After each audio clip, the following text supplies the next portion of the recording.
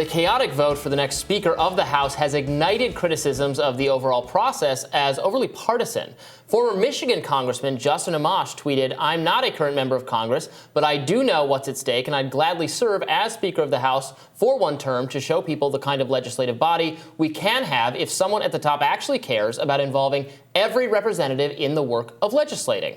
Representative Amash joins us now in the Rising studio to discuss all of this. So glad to have you with us. Thanks so much. So what are your views on what we're seeing? As we're speaking, they are voting right now. Representative Chip Roy nominated Byron Donalds.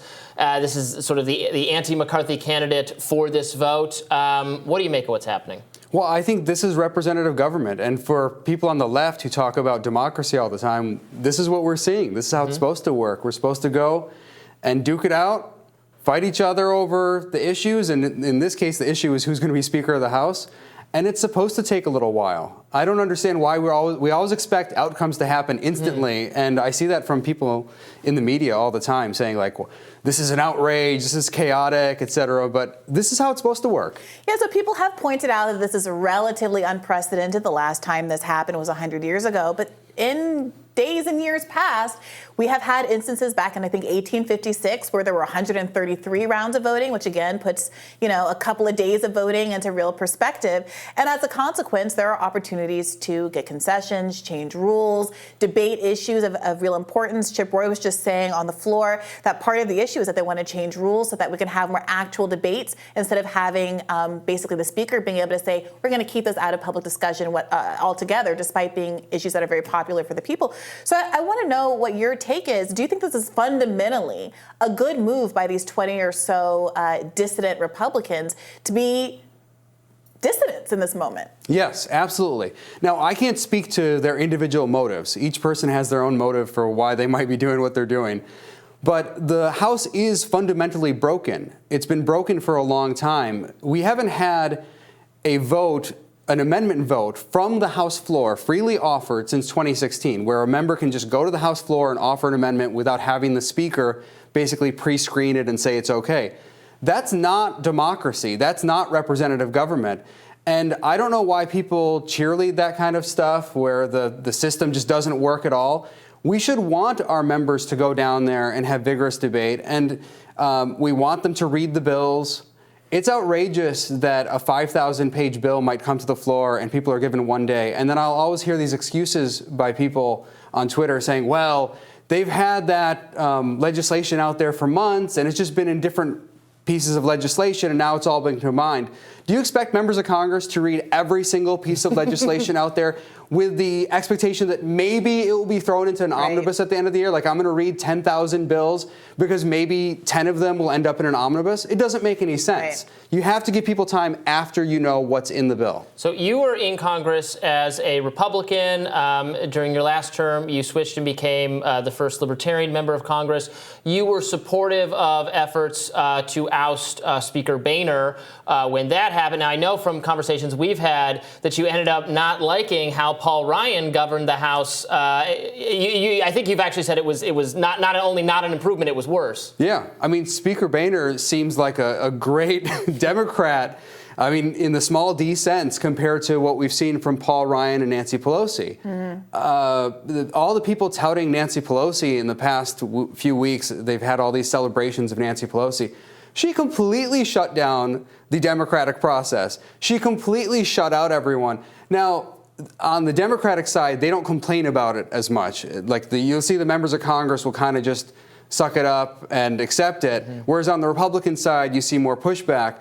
But it's really a shame, and we need a speaker who will open up the entire process, let everyone participate. It should be a discovery process. We should discover the outcomes. They shouldn't be given to us. It shouldn't be some person at the top saying, here's a piece of legislation, this is it, take it or leave it, yes or no, and if you vote no, I'm booting you off the committees, or I'm going to tell people not to send you money, or I'm going to deny you a chairmanship. It shouldn't work like that. It should be an open, deliberative process. I think that's such a good point, because one of the things that the public is learning right now is how much behind-the-scenes coercion goes on to prevent people from doing things like this, to punish people who step out of line outside of what the establishment parties want to do, the way that that leadership positions on these committees are brokered in a way that I think didn't work out well for progressives last time, who bent the knee to Nancy Pelosi, as we've discussed, said they were holding out for good committee positions, said they were holding out for the fight for $15 minimum wage,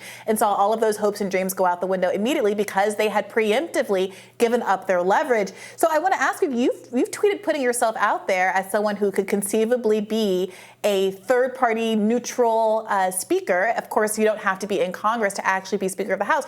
What do you identify as the fundamental problems here of disunity in Congress, the inability for Congress to get things done that actually reflect the will of pluralities of Americans? And what would you hope to bring to the table? Well, the fundamental problem is the centralization of power, and it's been creeping in that direction over the years, and now we fundamentally have a speaker that has almost ultimate power. The speaker controls most of the money, the speaker controls the committee assignments, the speaker controls the chairmanships, the speaker controls what gets to the floor, the speaker controls the amendments. And as the speaker gets stronger because lobbyists and others know that the speaker has all of this power, and so more money comes into the speaker's office and less goes out to the individual members. So now you have a speaker that controls everything completely. We need to decentralize the process. What I would like to do as speaker is open up the entire place. Everyone should be able to participate. People on the left should be able to participate. People on the right should be able to participate. People used to think that what the Freedom Caucus was about was just helping conservatives. I was one of the founding members of the Freedom Caucus, and I can't speak for how it operates now, okay? I'm not trying to defend anything it's done over the past several years. But what I can say is the Freedom Caucus was founded with the idea of opening up the House for everyone, allowing everyone to participate. I want AOC to be able to offer amendments. I want Ilhan Omar to be able to offer amendments because they're part of the representative process too. Marjorie Taylor Greene should be able to offer amendments. I know a lot of people at home might not like these individual members, but this is the way our system works. People in these districts elected these members. They should be able to participate just like anyone else. And that means a lot of so-called moderate members participating and also people on the far right and far left and everyone in between. Everyone should be part of it. And occasionally there are policy commonalities between all these people. To the extent the policy we're really concentrated on right now, the highest one at stake seems to be funding for Ukraine, or is one that's been mentioned. Representative Chip Roy mentioned it as why he's supporting Byron Donalds. It's something that many progressive people on the left, many libertarian Republicans, many very Trumpian Republicans are very concerned about an unlimited commitment to funding this effort. Not that we're unsympathetic to Ukraine. It's not about that at all. But it's something clearly the American people want more debate on. And the question is leadership willing to have that debate? There's so much. There's little difference between what Joe Biden and Nancy Pelosi and Mitch McConnell and other Republican leaders feel about the issue. Yeah, this is why I say we have an oligarchy right now.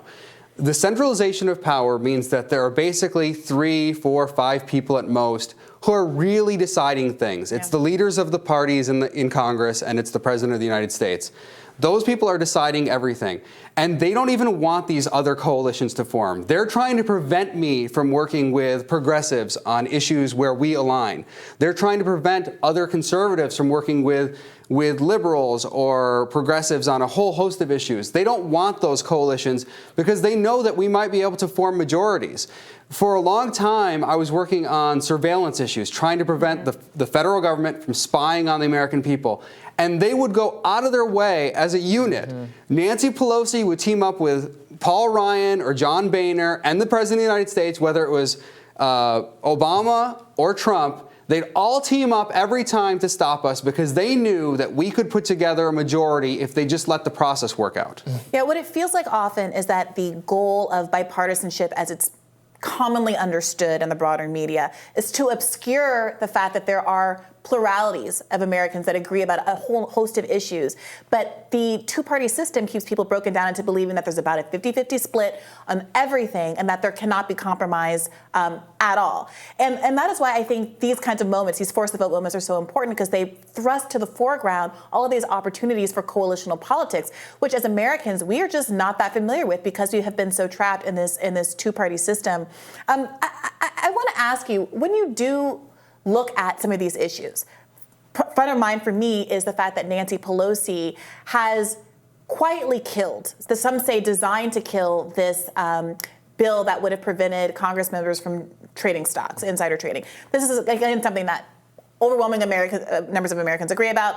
Nobody thinks that Congress members should be becoming millionaires in office from trading on information that is insider information. It gets killed. Nobody noticed. She basically doesn't have to bring any of these bills to vote on the floor and can secret them away in this way.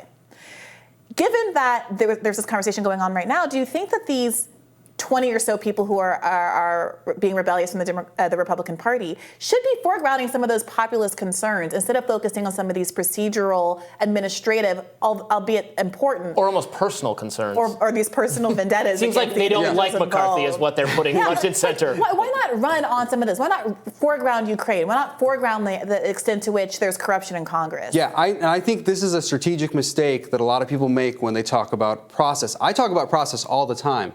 But you have to tie the process to these substantive outcomes. Mm-hmm. So when you go and speak to a left-leaning audience, for example, talk to them about the issues they care about and how the process is stopping us from getting to those issues. It doesn't mean I'm going to agree with them on the issue. Mm-hmm. For example, I might have a whole host of disagreements with a town hall full of people from the left who are angry about one issue or another. But what I want to say to them is, look, I want your issue to be brought to the floor so we can all debate it. Yeah. We should at least be able to discuss it.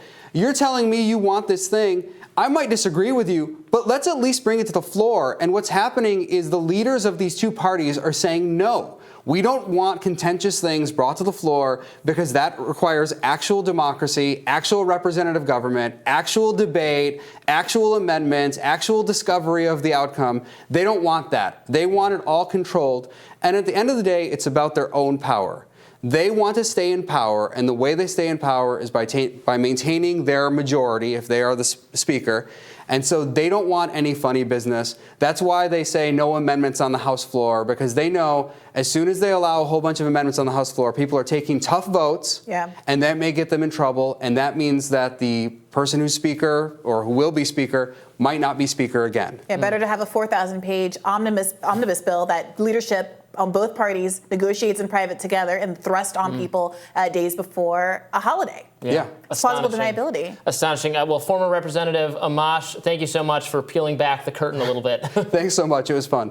Yeah. We'll have more Rising right after this.